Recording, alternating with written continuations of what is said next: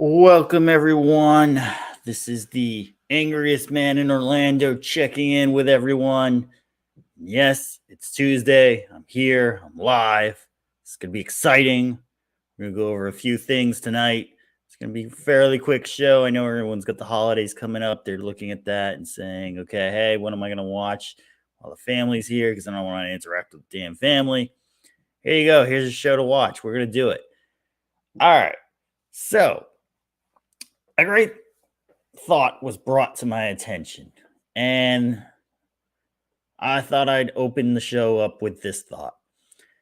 So, I've been telling people, if you want really want to get to know the real me, just go and watch the show, The Angriest Man in Orlando, and see what it's all about and see what you think about me. So, people are starting to watch, they're starting to get the vibe, and some people are coming back and saying, do you think you're ever going to meet anybody with you being so angry all the time? Well, yes, I do think I'll meet somebody because I'm not angry all the time, but I am angry most of the time. So then I thought to myself, why am I angry? So let me just warn everybody. Here's a good warning for everyone. Okay, let's get into it. So, why am I angry? Well, the main anger issues started about 3 years ago with the introduction of a new virus into the world. And it wasn't so much the introduction of this virus into the world, it was more the reaction to the introduction of the new virus into the world. And I gotta say, there were a lot of stupid rules thrown out during this time that honestly made absolutely no sense at all. And yet people still followed these rules. One such rule was in a county where I live. You could not go out between the hours of midnight and 5 a.m. due to the virus. That's pretty much what was said, at least. Now, intellectual thinking would say, okay, maybe they wanted to cut back on staff at certain places so they didn't have people working overnight. But honestly, if you thought about it, it was really like, is this virus Dracula only comes out at night during certain times? I mean, come on, really? Like, was anybody thinking at this point? Nobody was thinking, and that's the problem. Was nobody was thinking, but a lot of people were following. And now we've gone about 3 years or so past this whole initial thing, and some people still aren't thinking. And they're kind of just going back to their normal lives. Things are opening back up in certain areas that were closed this long. Everyone seems to start traveling internationally now, and things are kind of moving on. But what I find is that nobody seemed to, have any anger towards what just happened. Did anybody not realize that some people lost a whole life or two? If you actually were doing what these scientists and proven leaders were telling you what to do, you literally stayed in your apartment home and settled into this, well, I'm just going to wait it out kind of feeling. How much time did you lose out of your life that you could have done stuff? I mean, how many people lost loved ones and they didn't even get to see them? I mean, I walk around now and I understand with the advent of internet and then the introduction of the smartphone, it kind of speeded up the whole process of people just not paying attention to anything. I walk about 3 miles every other day and I walk down a road and there's a stoplight. And it's funny because I looked around I usually have music playing. I don't look around as much. I just kind of keep my wits to make sure nobody runs me over. But I actually looked at the cars. There were about 10 cars at the stoplight, and 7 of those cars, there were people in them simply looking at phones, not paying attention to anything else that was going on. Now, some of these people may have been checking news, may have been checking what's going on and all that stuff, but most of them were probably just checking BS on their phones. So I'm really shocked that people are now coming out of this and getting back to a normal time, and they're not angrier at what really just transpired. I mean, think about it, people. You lost time. You lost possible relationships. You lost possible business. People have lost a lot, and people don't seem to be angry about this, or at least I don't get the feeling that they're very angry about it. And this is where my anger built up. It built up for a couple years, and what built it up even more were people asking why I was so angry about everything back then. And it was really unbelievable that people couldn't see you're getting duped, getting absolutely duped. You're having time robbed away from you. You can make more money, you can get more stuff in your life, but I don't see anybody out here selling time. I don't. And people lost it. And I don't understand why people aren't angrier at that situation. And yeah, that's what makes me the angriest man in Orlando because I don't see anybody making any changes on any of this stuff. Now, an interesting thing just happened over the weekend down in a little country in South America in Argentina. They elected a new president. That president seemed angry. That president seemed crazy. And I got to say, I liked it. I don't know what's going to happen. I am paying attention to several people down there to find out how this situation works itself out. But it seems like there's a lot of people angry down there, and they finally changed the thinking and actually stood up and said they were angry about it. I mean, there was protests in the street and there was craziness in the street. And I don't see that here. Now, I know there was a certain day in January where a lot of people got angry at one time, but that was pretty much shut down pretty quickly and hasn't really come up. Now, I'll say this. We don't need to overthrow a government, but I think we should be reaching out to other hearts and minds of people around us and getting them angry and getting them riled up so that we can see some changes. So we can see things getting better. It doesn't make sense that you work your butt off all week and you wind up losing $3 after you get your paycheck. Doesn't make any sense at all. We're the richest country in the world, one of the biggest superpowers in the world, and now you got people who can barely make it anywhere. And it's ridiculous. And I don't know why more people aren't angry. And that's where my anger is in that situation. How can we fix it? Like I said, start talking to people, start getting organized, start figuring out who we can find to put into place to make changes like this kind of stuff. I've done the politician game. I spent a little time looking into maybe trying a city commissioner position, small stuff like that. But when it comes down to it, the things that you have to say to get elected does not change much. And politicians who say they want change get to the finish line, and right before they cross, they start saying what the usual lines are for whatever party they're trying to use to get themselves in there. And they don't ever turn out even doing anything, or sometimes they don't even win the election they were running for, even though they went up and tried to pander with the usual lines of I'm for this and I'm for that because this is what the party's for. And it really just blows my mind that people aren't angry about the stuff.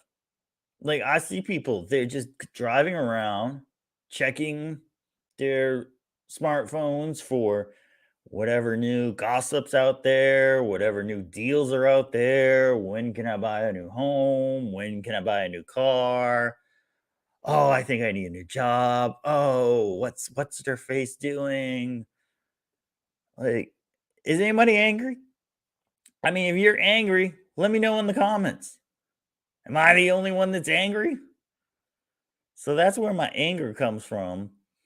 And I think it's just crazy to think that I'm the only one that's just angry.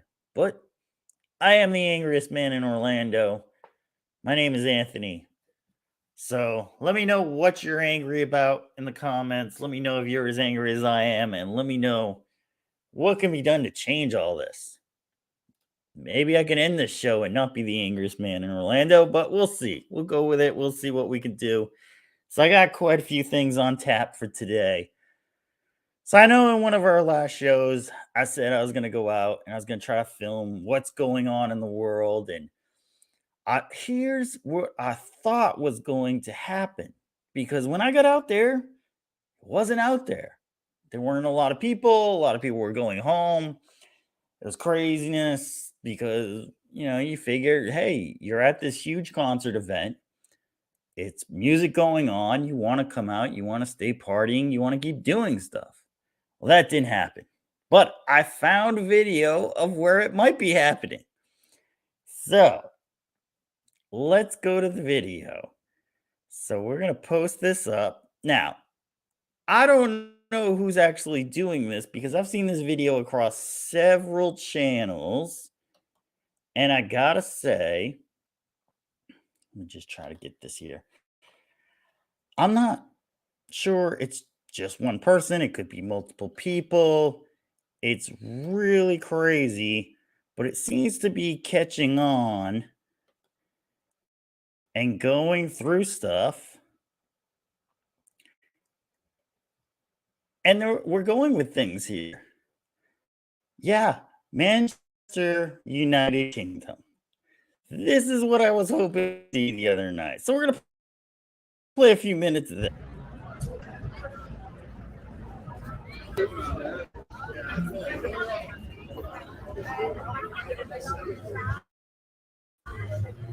Well, I won't get.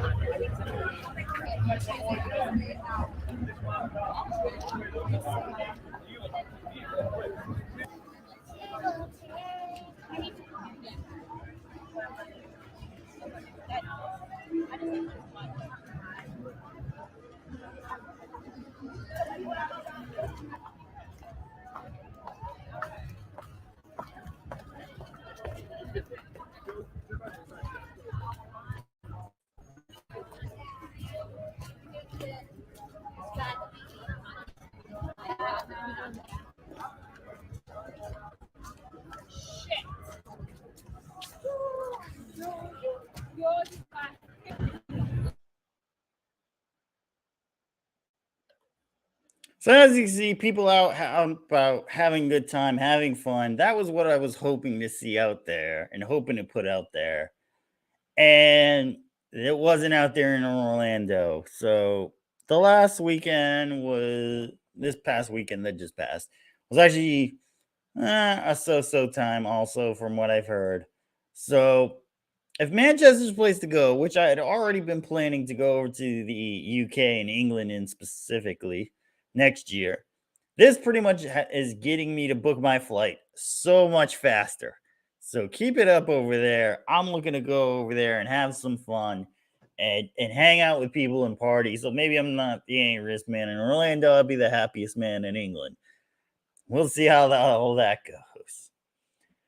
So, in one of our first shows, I know I talked about Disney and I said it was going to be a recurring update.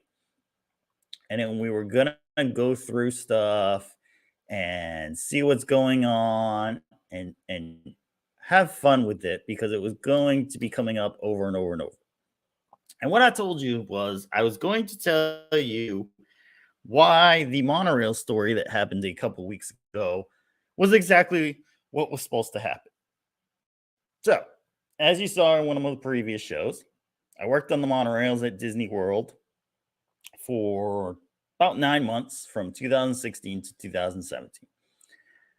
So the monorail that was in the story was traveling from the Ticket and Transportation Center, where a lot of people park and get on, and it was traveling over to Epcot. So on the way, it had a tire blowout. Now they have about 120 tires of different sizes that run on the rail that keep the monorail going. So when one of these blows out, a sensor will go off, letting the driver know a tire has lost inflation, much like on modern cars when you drive around and your TPMS goes off and says you need to add air or the tire is completely flat. Yeah, this is on the monorail. So, from an eyewitness report, it was said he heard a bang, he saw a flash, and he smelled rubber burning, which is consistent with a tire blowing out. You might see it catch some sparks from the friction, and then the monorail proceeded to slow down. So it was burning a little from still rotating, but then it stopped, and you would smell the smell because it would be permeating from the monorail once it stopped. So that is exactly what the monorail is designed to do. It is designed to stop once something happens. And Reedy Creek Fire and Rescue proceeded out there. They actually have a platform truck where the truck will drive up, the platform will go up to the monorail, and people will be able to get on the platform to disembark the monorail and be brought back down to the ground and then transported to where they were going. And I got to say, in that scenario, everything went according to plan. They practiced these rescues before. I was involved in one of them. And it went off without a hitch. Everything worked exactly how it was supposed to work. And that is exactly how you want these things to go. So I will give kudos to Disney on that. They know what they're doing with safety and rescuing people. And great job. Now, what I'm angry about. So, these monorails are basically from the early 2000s. They're running software, which, again, last time I was there, I believe was Windows 95. Now, if you could tell me where you might have a computer running Windows 95 operating your stuff and it's working well, let me know in the comments, because I have an old computer to run this show, and it's not as old as that. So it's definitely time for them to update those trains. They have been in talks for years to do it, and they just haven't done it. I don't even know the reason anymore why they haven't done it, but it's angry to see that something that is so iconic, like the monorail, has not been updated to bring it to the safest possible way that it could be running.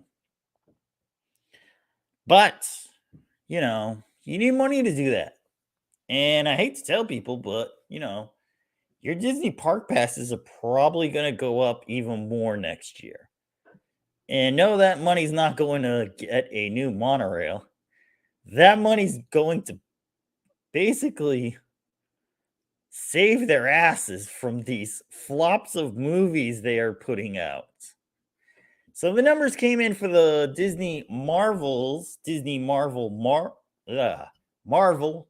movie, The Marvels.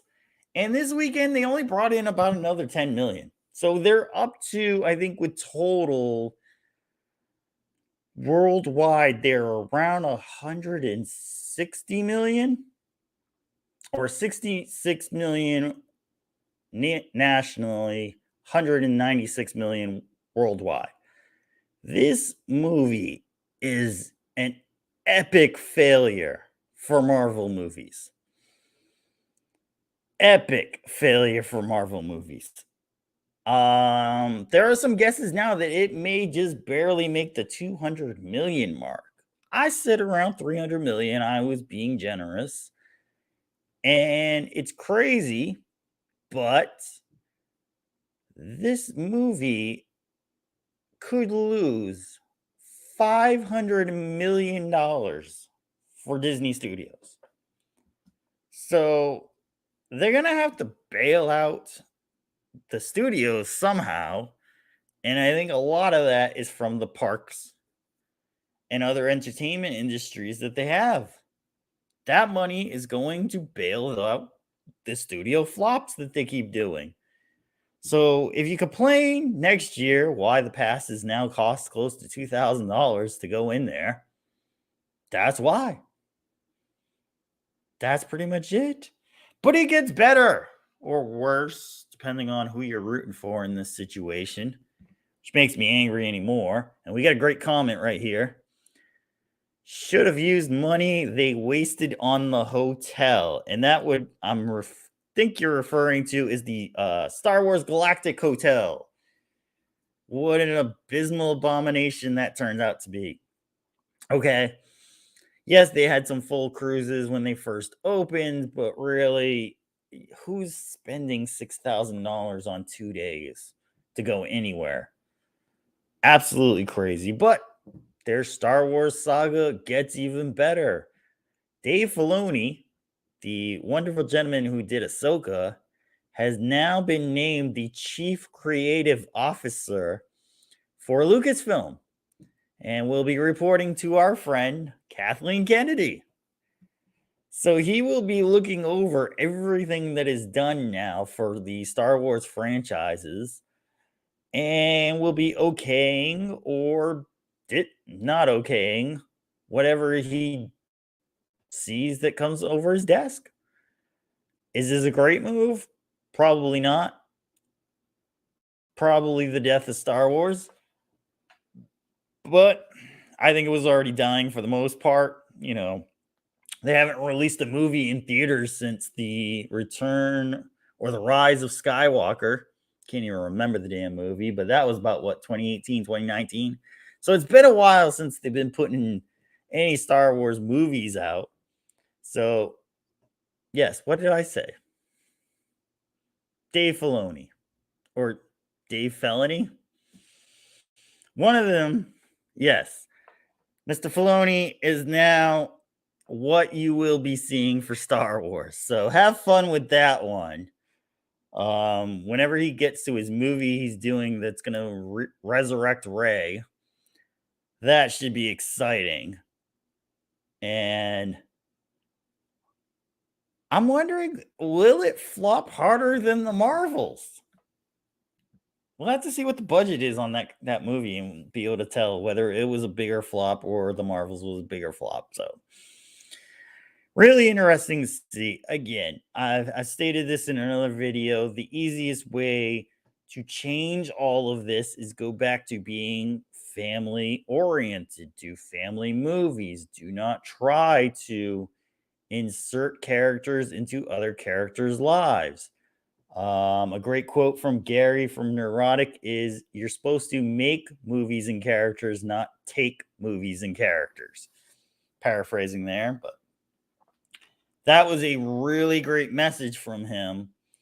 And it really holds substance nowadays with the way they're doing stuff over there at Disney. So, again, the anger for them just keeps coming on and on and on. And we go from there. And so I'm going to start wrapping this show up because it's going to be a quick one with the last little thing that's got me a little angry. The Israel and Hamas conflict is still going on. And there is coming in reports that a hostage release may happen. And what I've seen for stories through this whole conflict was grouping everyone together. If you were Jewish, you were for the Israeli side. If you were for the Palestinian side, you were pro Hamas. And I think that was the wrong way to look at stuff. You could be Jewish and not be for the Israel side. You could be Palestinian and not be for the Hamas side. And I think people just saw anyone who was in either side just associated with everything that was going on with that side. So I have something for you to think about before you throw those type of assumptions out there. Think about this. Think about it in the country of the US of A. Was everyone who voted voting for Biden? No. But did people still support the US of A? Yes. So just because you support the US of A doesn't mean you support Biden. So not everyone who is supporting Palestine or Hamas, I should say, was supporting all of it. The position I had was yes, go in and take out Hamas. But it does lead to another thing to think about. If you kill a soldier of Hamas, does their family join? If you kill innocent civilians there, does that create more Hamas? I don't know. But it would make you think that perhaps killing one person may embolden two more people to get revenge. You have to start changing minds and changing hearts. And that's what I said at the beginning of the show. You got to start getting people angry for the right reason. So my initial reaction was yes, go in, stop Hamas, but go in and help the Palestinians who were there who weren't supporting Hamas so that you could get on them on your side and create a coalition to take out what you needed to take out. But to just simply bomb everyone was not going to end that very well. So that was my take on it. But yeah, I've seen some Jewish people who were not fully supporting Israel. I saw some Palestinian people who were not supporting either party and were simply calling for ceasefire. I know I've heard that terminology was thrown around on the news every now and then. There's no easy answer to any of this stuff because this stuff has been going on for hundreds and hundreds and hundreds, thousands of years, even if you count back far enough. You're not going to have a movement that changes everything in a day. This is something that's going to need to be worked out. Both parties are going to have to come to the table and agree that a third party should figure it out. And until that happens and they can actually say, okay, what comes next, we will agree to from both sides. I don't see any ceasefire or peace or any of that happening there. You're always going to have somebody who wants revenge and they're going to try it with whatever they can. So you just sort of sit back and watch if you're not involved in it and see what happens. But doing what they're doing right now is not getting you to where you should be going. But if this is true and they are going to release the hostages, it's a step in the right direction and we'll see where it goes from there. I'll try to keep everyone up to date on that. Don't forget, I also do a show with my other co-host, Mr. James, called 2 Men in a Room. We're going to be dropping an episode on Thanksgiving. We are usually live on Thursdays at 8-ish. This is the Angriest Man in the Room. The Angriest Man in Orlando, I should say. We're going to be doing these shows Tuesday nights. Going to shoot for about 8 o'clock the same time as 2 Men in a Room drops just on a Tuesday. And we'll go from there. And I'm angry. And I wonder why other people aren't angry. But we'll see what happens. Maybe there'll be a little anger in all of us, which is not a bad thing. I know a lot of people keep saying, why you being angry is so bad? It's not bad because when you're angry, you get focused on something. And when you get focused on something, usually you change it. Sometimes for the good, sometimes for the bad, but you start developing ideas and you start developing things, concepts that can better some stuff. And so focusing the anger to change the situation is going to be the greatest thing that I think this show can do. So I'm trying to come up with solutions to all this stuff. And I think we kind of went through most of the topics tonight. We had somewhat of a solution to most of it. Sometimes you got to change a few things to make it work, but it'll work. So if you like what you hear, feel free to share, like, subscribe, follow, anything. Just helps us get this show out to more people, gets the message out to more people. Maybe we'll have somebody change the world in our audience tonight. Let's see what happens. This is the angriest man in Orlando, Anthony, signing off for tonight. Hope everyone has a great and happy Thanksgiving, and I'll be happy for that.